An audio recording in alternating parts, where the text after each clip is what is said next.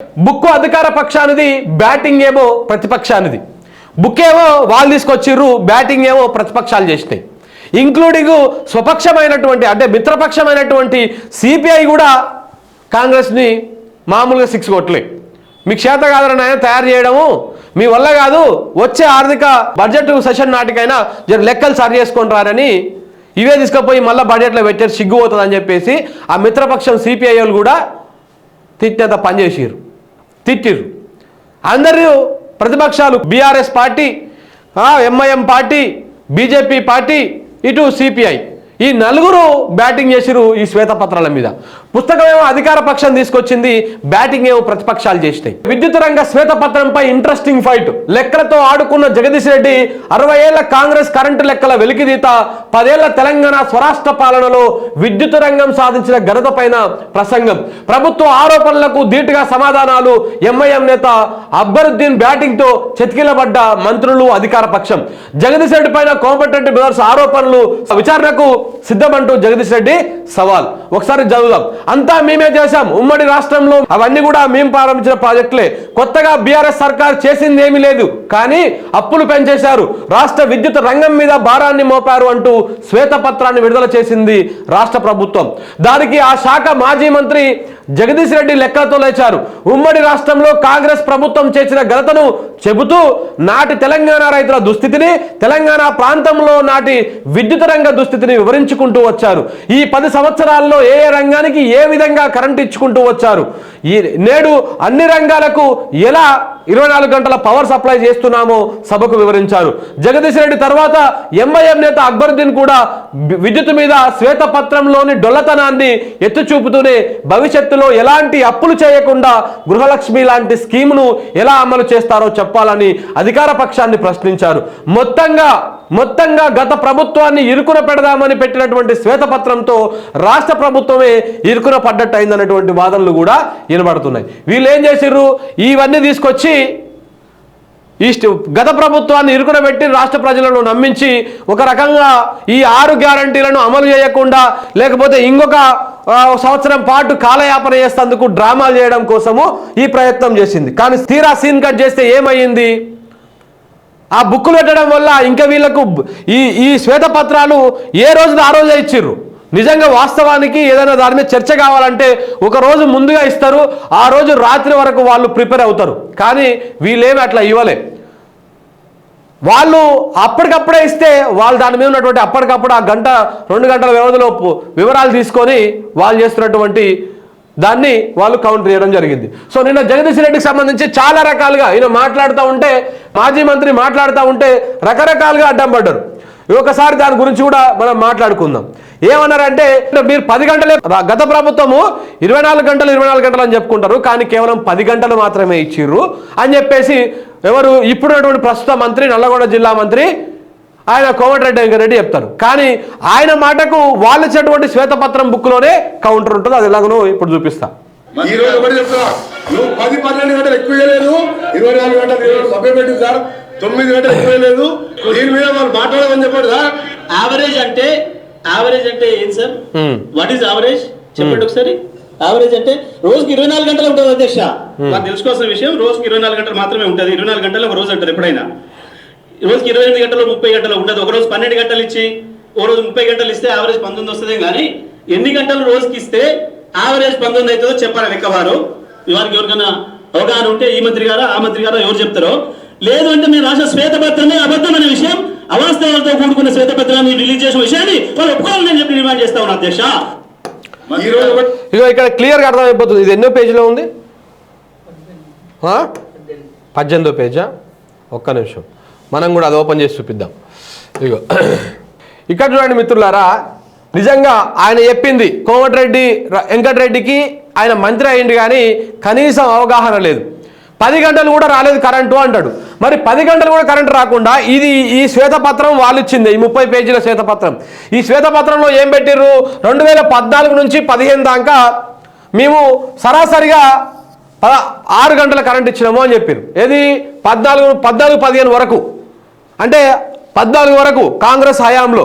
ఎప్పటి నుంచి 1956 నుంచి ఈ మధ్య వరలే రాష్ట్రాన్ని వెళ్ళింది. 2014 దాకా ఈ మొత్తవారు ఈ కాంగ్రెస్ వాళ్ళే ఈ రాష్ట్రాన్ని వెళ్ళింది, అంటే తెలంగాణ ప్రాంతాన్ని ఉమ్మడి రాష్ట్రాన్ని వెళ్ళింది. సో కాబట్టి అప్పటిదాకా వీళ్ళు ఇచ్చింది ఎంత, లాస్ట్ వరకు ఇంకా స్టార్టింగ్లలో ఎంత ఇచ్చిర్రో, కొవ్వొత్తులు పెట్టుకొని బతికినప్పుడు కానీ కిరసనాయలు దీపాలు పెట్టుకొని 6 గంటల వరకు వీళ్ళు హైయెస్ట్గా ఇచ్చిర్రు. మొత్తం 6 గంటల కంటే ఎక్కువ వేయలే, ఏది మొత్తం రోజు సరాసరి వేసుకున్నా, యావరేజ్ వేసుకున్నా. కానీ 2023-24 నాటికి అది, అంటే 2014 నుంచి 2023-24 నాటికి ఎంత ఇచ్చిర్రు, ఇదే బుక్లో ఏం చెప్తున్నారు, 19 గంటల 22 నిమిషాలు యాన్ యావరేజ్ ఇచ్చిర్రు. అంటే కొన్ని దగ్గర అక్కడక్కడ పవర్ కట్సో, లేక అక్కడక్కడ ఏదైనా ఇబ్బందులు రావడమో, లైన్లు తెగిపోవడమో, ట్రాన్స్ఫార్మర్ ప్రాబ్లం రావడమో, లేకపోతే సబ్స్టేషన్లో ఏదైనా ఇష్యూస్ రావడము, టెక్నికల్ ఇష్యూస్ రావడం, దాంతో యాన్ యావరేజ్గా 20 గంటల కరెంట్ ఇచ్చిరని చెప్పేసి ఇదే శ్వేతపత్రంలో చెప్తున్నటువంటి మాట. అంటే ఇప్పుడు ఒకరోజు 23 గంటలు, ఓ రోజు 24 గంటలు, ఓ రోజు 20 గంటలు, ఓ రోజు 21 గంటలు, ఇవన్నీ సరాసరి వేసుకొని యావరేజ్ చేసుకుంటేనే ఈ 20 గంటల కరెంటు వస్తుంది. అంటే దాదాపు 24 గంటల కరెంటు తెలంగాణ రాష్ట్రంలో మొన్నటిదాకా 24 గంటల కరెంట్ వచ్చిందని ఇదే కాంగ్రెస్ ప్రభుత్వము వీలు పెట్టినటువంటి శ్వేతపత్రంలోనే తెలిసిపోతుంది, తేలిపోతుంది. ఇది మనం చెప్పే లెక్క కాదు, వీళ్ళు చెప్తున్నటువంటి లెక్కనే. మేము 6 గంటలు ఇచ్చినాము, గత ప్రభుత్వము 20 గంటల కరెంట్ ఇచ్చింది సరాసరిగా, అంటే రోజు 24 గంటల కరెంట్ ఇచ్చింది అని చెప్పేసి వాళ్ళే చెప్తున్నారు. ఈ ముక్క మనం చెప్పుడు కూడా కాదు, ఇది మనం చెప్పుడు కూడా కాదు, లేదనుకుంటే బీఆర్ఎస్ పార్టీ వాళ్ళు చెప్పుడు కూడా కాదు, ఇదే కాంగ్రెస్ పార్టీకి మిత్రపక్షమైనటువంటి వాళ్ళు చెప్తున్నటువంటి మాట కూడా వినండి ఒకసారి. రాజశేఖర రెడ్డి గారు ఒక ప్రయత్నం ఈ ఫ్రీ పవర్ అనే దాన్ని, ఆ కాన్సెప్ట్ ని ఇంకా పూర్తి స్థాయికి తీసుకెళ్లారు. ఇప్పుడు కేసీఆర్ గారు వచ్చిన తర్వాత దీన్ని ప్రాక్టికల్ గా సాధ్యం చేయగలిగారు. అవునన్నా కాదన్నా సాధ్యం చేయగలిగారు. ఏమని చెప్తున్నారు ఆయన? ఉచిత కరెంటుని ఆయన ప్రయత్నం చేసిండు, ఆయన స్టార్ట్ చేసిండు, కానీ కేసీఆర్ దాన్ని అమలు చేసిండు, విజయవంతం చేసిండు అంటున్నాడు. ఈయనేమో ఉచిత కరెంటు గురించేమో ఈయన క్లారిటీ ఇచ్చేసిండు. ఈయన మీరు పెట్టినటువంటి ఈ డాక్యుమెంట్లో, ఈ శ్వేతపత్రంలోనేమో మీరే 24 గంటల కరెంటు గత ప్రభుత్వం ఇచ్చింది, యాన్ యావరేజ్గా 19.5 గంటలు ఇచ్చిందని చెప్పేసి మీరే చెప్తున్నారు. ఇంకేం కావాలి? ఎందుకు ఈ శ్వేతపత్రాలు పెట్టి ఇజ్జత్ తీసుకోవడం దేనికోసము? ఇక రకరకాలుగా అప్పుల గురించి, దాని గురించి, దీని గురించి చాలా వరకు చెప్పారు. ఇదంతా ఇట్లా ఉంది కదా, ఇందులో వ్యవసాయ రంగానికి, ఈ రంగానికి, ఆ రంగానికి, అన్నింటికి ఇందులో పెట్టడం జరిగింది. ఇక దీంతో పాటు ఇంకొకటి చూపిస్తాం మిత్రులారా మీకు. ఇగో ఇది ఇట్లా ఉంటే నిజంగా నిన్న జగదీష్ రెడ్డి బ్యాటింగ్, దీంతో పాటు ఈయన మాట్లాడుతూ ఉంటే నిజంగా మంత్రులు ఎంత నాన్ సింక్లో ఉన్నారంటే, ఏ మంత్రికైనా ముందు ప్రభుత్వంలో కూర్చున్నాక మేము ప్రతిపక్షం కాదు, ఒక బాధ్యతాయుతమైనటువంటి పొజిషన్లో ఉన్నాం, మనము ఈ రాష్ట్ర ప్రజలను మనం రిప్రజెంట్ చేస్తున్నాము. సో ప్రతిపక్షాలు ఏమడిగినా సావధానంగా వినాలి, ప్రతిపక్షాలు ఏ క్వశ్చన్ చేసినా ప్రజల పక్షాన చేస్తారు కాబట్టి అది విని మనం ప్రజలకు జవాబుదారితనంగా ఉండాలన్నటువంటి సోయి ఈ రాష్ట్ర ట్రెజరీ బెంచ్లో కూర్చున్నటువంటి వాళ్లకు ఉండాలి. కానీ కోమటిరెడ్డి వెంకటరెడ్డికి, కోమటిరెడ్డి రాజగోపాల్ రెడ్డికి, వీళ్ళకి ఇద్దరికి అన్నదమ్ములకి అసలు ఆగుతలేదు. మరి ఎందుకు ఆగుతలేదు, ఎందుకు ఈ ఉరుకులాటనో అర్థమవుతలేదు. శ్రీధర్ బాబు, బట్టి విక్రమార్క గారు, ముఖ్యమంత్రి గారు, ఇక మధ్యలో మన పొన్నం ప్రభాకర్ గౌడ్ గారు, ఆ పొన్నం మాట్లాడేదానికైతే అసలు అర్థమే లేదు. అంటే లేస్తాడు, రాజకీయ విమర్శలు చేస్తారు. అధ్యక్ష నాకు పిండం పెట్టిరు అధ్యక్ష నాకు పిండం పెట్టిరు అధ్యక్ష. మరి పిండం పెట్టిరు అంటే మీ పాలన అట్లా అలవాటు వచ్చింది అప్పుడు కాంగ్రెస్ పాలన. ఇప్పుడు ఎంతసేపు నాకు పిండం పెట్టినటువంటి ఆవేదన, ఆలోచన దాంతోనే ఉన్నది తప్ప తెలంగాణ ప్రజలకు మేమేం చేసినాం అనేది లేదు. అంటే నాకు పిండం పెట్టిరు అధ్యక్ష, దాని మీద మాట్లాడాలి ఇప్పుడు. అంటే నీ సొంత లాభం కోసం, నీ స్వప్రయోజనం కోసం, నీ ఇమేజ్ డ్యామేజ్ అయిందని సభా సమయాన్ని వృధా చేస్తారా? అది ప్రజలు ఇచ్చినటువంటి సొమ్ముతోటి మీరు పోయి ఆడ కూర్చొని కులుకుతున్నారు. ఏమో మీ ఆస్తులు కావు, మీ పాస్తులు కావు, మీరు ఇష్టం వచ్చినట్టు వ్యవహరించడానికి కాదు. అది అసెంబ్లీలో కూర్చున్నామంటే ప్రజల పక్షాన మీరు ప్రజలకు జవాబుదారితనంగా ప్రభుత్వం ఉండాలి. ప్రజల పక్షాన ప్రజల ప్రశ్నలను ప్రతిపక్షం అడగాలి. ప్రతిపక్షాలు ప్రజల పక్షాన ప్రశ్న అడిగినప్పుడు జవాబుదారితనంగా ప్రజలకు జవాబు చెప్పాల్సినటువంటి బాధ్యత మీ మీద ఉంటుంది. అంతేగాని నాకు పిండం పెట్టిరా నొగాయన, నన్ను గిట్లంటారా నొగాయన, మీ వల్లనే మా ముస్లిం నాయకులు ఓడిపోయారని చెప్పేసి ముఖ్యమంత్రి గారు. ఇదేం దుర్మార్గం అండి? ఈ మాత్రం ఓపిక లేకపోతే ఇంకా 5 ఏళ్ల పాటు ఎట్లా నడిపిస్తారు ప్రభుత్వాన్ని వీళ్ళు? ఎంతసేపు ఉన్నా ఉరుకుదాం దుంకుదాం. అప్పట్లో అంటుండే కదా పీసీసీగా ఉన్నప్పుడు మన రేవంత్ రెడ్డి గారు, తొక్కుతా ఒక్కనొక్కని కాళ్ళేసి కిందికి అంటుండే. ఇంకా ఇట్లనే ఉంది ఇప్పుడు కూడా అట్లనే. నెత్తి మీద పెట్టి తొక్కితే పోతారంట. ఇక కాబట్టి సేమ్ అట్లనే ఇప్పటికైనా అదే ధోరణితోనే మాట్లాడుతూ ఉన్నారు. ఇక జగదీష్ రెడ్డి మీద వీళ్ళు ఆరోపణ చేసే క్రమంలో ఒకసారి మీరు ఇక్కడ చూస్తే మీరు అర్థం చేసుకోండి మిత్రులారా, ఒక సభలో ఉన్నప్పుడు ఏ పదాలు వాడాలి, ఏ పదాలు వాడకూడదు, ఎట్లా వాడాలి, ఏం వాడకూడదు అనేది ఒకసారి వాళ్ళు అర్థం చేసుకోవాల్సినటువంటి అవసరం ఉంది. ఇగో మా ఎమ్మెల్యే మా ప్రజలు, మా మునుగోడు ప్రజలు ఎన్ని జన్మలు చేసుకున్నటువంటి దౌర్భాగ్యమో ఏమో కానీ ఒక అంత గందరగోళం కన్ఫ్యూజన్ మనిషిని మనం ఎమ్మెల్యేగా ఎన్నుకున్నాం. అసలు ఈయన ఏం మాట్లాడతాడో, దేని గురించి మాట్లాడతాడో, ఎందుకు మాట్లాడతాడో, సబ్జెక్ట్ ఏంటి, దేని గురించి మాట్లాడతాడు, ఏదన్నా సబ్జెక్టు పరంగా ప్రాపర్గా ఈ పలానా అంశం మీద 10 నిమిషాల పాటు అనర్గళంగా మాట్లాడేటువంటి క్యాపబుల్ ఉన్నటువంటి పర్సన్ కాదు. అంటే గత ఎమ్మెల్యే కూడా అంతేలే, కూసుకుంట్ల ప్రభాకర్ రెడ్డి ఏం అద్భుతంగా స్పీచ్లు ఇచ్చి అద్భుతంగా కట్టగట్టేటువంటి వ్యక్తి ఏం కాదు. కాకపోతే మాట్లాడితే ఏదో ఒక 2 నిమిషాలు మాట్లాడి ఊరుకుంటుండే, ఏది పడితే అది మాట్లాడకపోవు.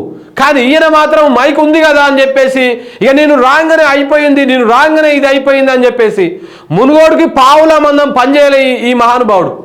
ఎవరు? మా ఎమ్మెల్యే గారు.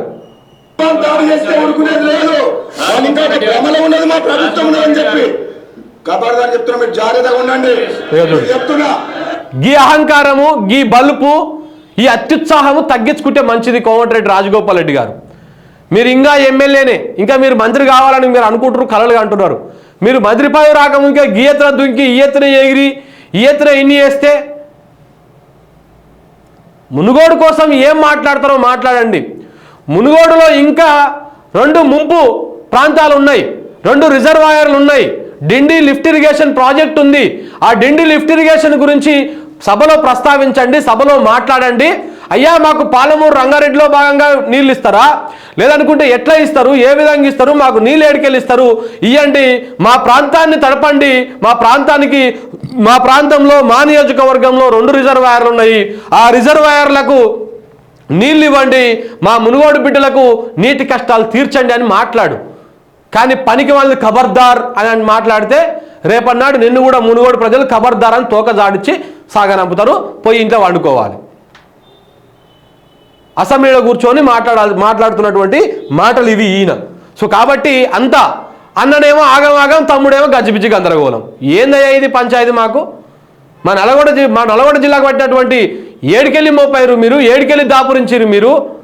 ఏదైనా సబ్జెక్టు మీద మాట్లాడండి. నల్లగొండ సమస్యల గురించి మాట్లాడుకుంటూ పోతే నేనే చిన్నవాడిని, ఒక రోజు మొత్తం మాట్లాడతా. మీరు ప్రజాప్రతినిధులు, మీరు దశాబ్దాల కాలం నుంచి నల్లగొండ జిల్లాను వెళ్తూ వస్తున్నటువంటి రెడ్లు, మరి మీరు మాట్లాడాలంటే ఎంత మాట్లాడాలి? జిల్లా సమస్యల గురించి ఎన్ని తీసుకుపోవాలి సభ ముందుకు? చైర్ దృష్టికి తీసుకపోతే సమస్యలు సాల్వ్ అవుతాయి కదా. పాలమూరు రంగారెడ్డి మీద లేకపోతే మన డిండి లిఫ్ట్ ఇరిగేషన్ తీసుకుపోయి మనకు లేక ఒక అవకాశం వచ్చింది, మనకు ఆ 2 రిజర్వాయర్లు ఉన్నాయి, అవి నిండితే ఆ సాగునీటికి మొత్తము కృష్ణా వాటర్ వాడతాము, మనకు ఫ్లోరోసిస్ సమస్య పోతుంది. దాని గురించి ఆలోచన చేయొచ్చు కదా. ఉంటే గాలికి మాట్లాడి ఖబర్దార్, నాకు మంత్రి పదవి రావాలి కాబట్టి, ముఖ్యమంత్రి దృష్టిలో పడాలి కాబట్టి, ఆడికో ముఖ్యమంత్రి దగ్గరికి పోయి అడుక్కుంటే మంత్రి పదవి వస్తుంది కాబట్టి ఆయన దృష్టిలో పడడం కోసం గిట్లాంటి జిమ్మిక్కులు గిట్లాంటివి చేస్తే ఏమిటికి ఉపయోగం, దేనికి ఉపయోగం?